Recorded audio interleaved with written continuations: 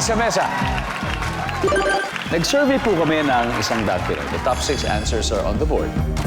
Kung gusto mong mapag-isa at walang kasama, saan ka pupunta? Park. Park. Nandiyan ba ang park?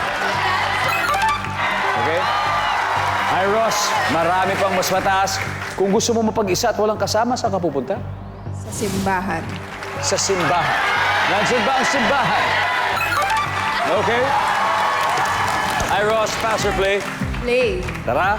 Jack, balik muna tayo. Violet, kung gusto mong mapag-isa at walang kasama, saan ka pupunta? Aakyat ng bundok. Bundok. Nandiyan ba ang bundok? Mark, kung gusto mo mapag-isa at walang kasama, saan ka pupunta? Sa room mo lang. Spend time alone. Okay, walang gastos. Yes. Diba? Sa kwarto lang. Nandiyan ba? Sa room mo lang.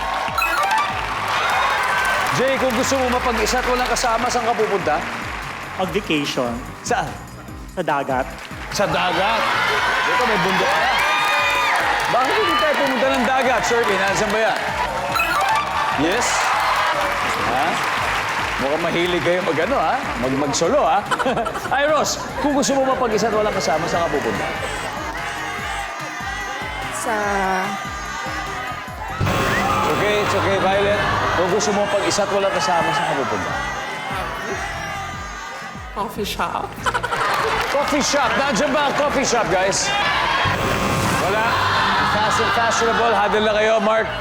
Lahat, makuha natin ito, Mark. Kung gusto mong pag-isa at walang kasama, saan ka pupunta, Mark? Museum. Wow. Culture. That culture. Kailangan yan. Yes, appreciating arts. Nandiyan ba ang museum? Wala museum. Okay, the fast and fashionable kind. Kung gusto mo mapag-isa at walang kasama, saan ka pupunta? Sa kotse. Sa kotse. Sa kotse. Mason, O sa mall ako. sa mall. Marga? Sa library. Sa library. Wala Jack, kung gusto mo pag-isa at walang kasama, saan ka kaya pupunta? Sa banyo. Sa banyo! Pwede! Ito, isa na lang to. Anong tingin nyo, guys? Banyo? There's only one way to find out. Nandyan ba ang banyo?